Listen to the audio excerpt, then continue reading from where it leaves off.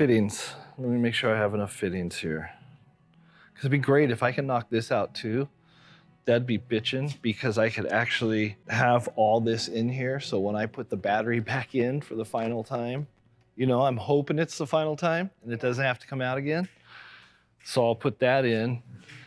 And then all we're gonna have to do is hook up to power, just 2 cables, one on each end of it. So I'm hoping that's the goal for this one, because the other thing, I've trimmed this cover that goes on here. It has a lip, and it's super tight. When the motor's in place and the transmission's in, I can't keep moving everything forward and back, so I have to make sure that that clears, you know? So that's the other thing I'm trying to make sure is okay before I button it up here and install the transmission. Those are small things to do, but they're very big things to do. They just seem to keep dragging on. So let me make sure I have all the fittings I need. I know I have a lot of them. Let me make sure.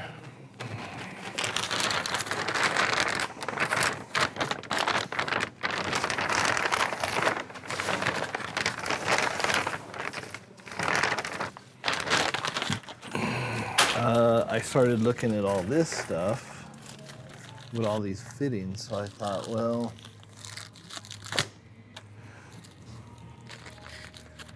I have everything out. Maybe I should start building these hoses, you know what I mean?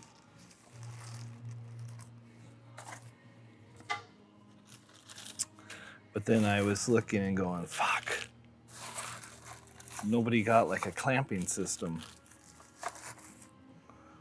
to these pieces.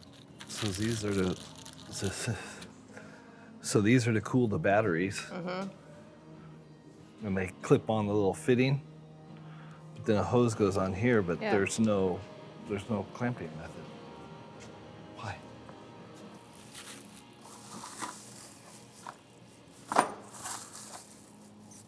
Gauge. Oh, this is all the gauge stuff. Okay. Yeah, I don't have any kind of clamping system. I'm not gonna just put like a regular clamp. Let me look up real quick and see what they sell with these. I'll enter the part number. That's why I figured I should start looking at this stuff before I put that battery back, so I can make sure I have everything I need to run these coolant lines. I guess I need to come up with a clamping system. And then, so it's supposed to come off of one side. So this one will go down to a T. This one will go down to a T. That'll run through all the same side of the battery and then return through here. So it completes a whole loop throughout the car. So I gotta order some T's, -6 T's. And I'll need 2 per pack, so 2, 4, 6, 8, 10. So I'll need 10 T's. So let me see, there it is. Boom. So see, they have these right here, which I don't like, but it's about the only choice. So see, it looks like an and, but it's got a hose clamp inside of it. I mean, it'll work. I don't like using them, but it'll work. So I'll just use that.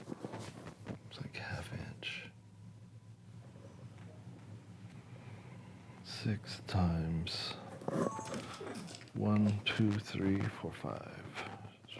30. So I need 30 of these. Let me make sure I have all the hose, because I didn't see any hose out there. I don't know where you got it from. Okay, so I have enough of those.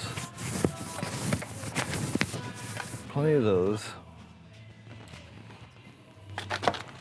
So I need, let's look at this.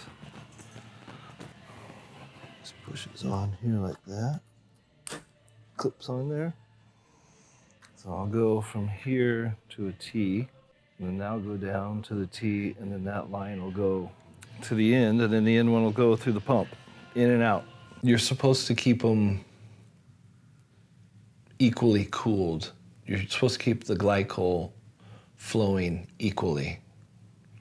So however we have the manifold set up, it's supposed to go in the batteries at the same time. Like one can't get more, you can't get it cooler over here and expect it to flow through to the next battery pack being cool. Yeah. You know what I mean? So it's got to go through the manifold equally. The cool water's got to be just, or the cool glycol.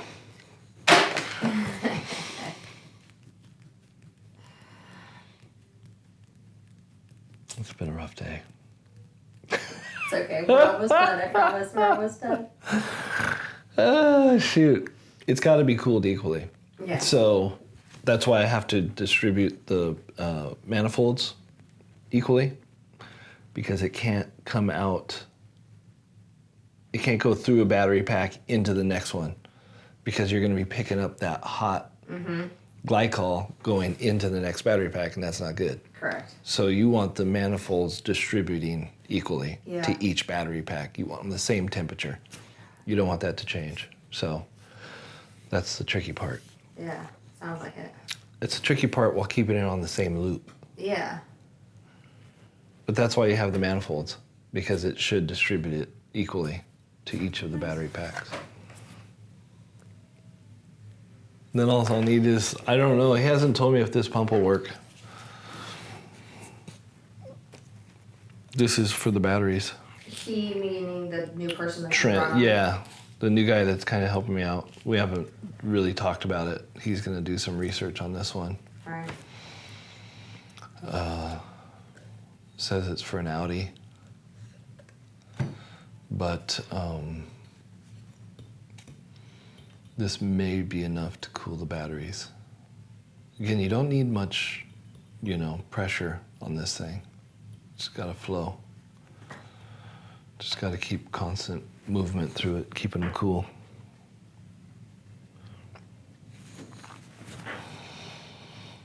So we'll see if we can, if this will work for that, that's great. I can just mount this down on the chassis somewhere.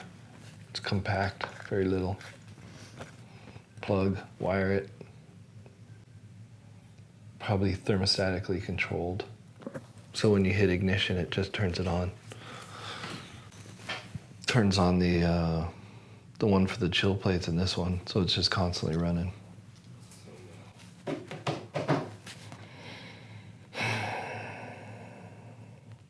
Well, we got that stuff ordered. Yep. Got the hose coming, all the fittings coming. I'll be able to run all the cooling lines. I can run it to all of them. Out of the car. To the manifolds. And then it comes out of the manifold, it goes in, comes out, goes to the pump, through the radiator. And that'll be done.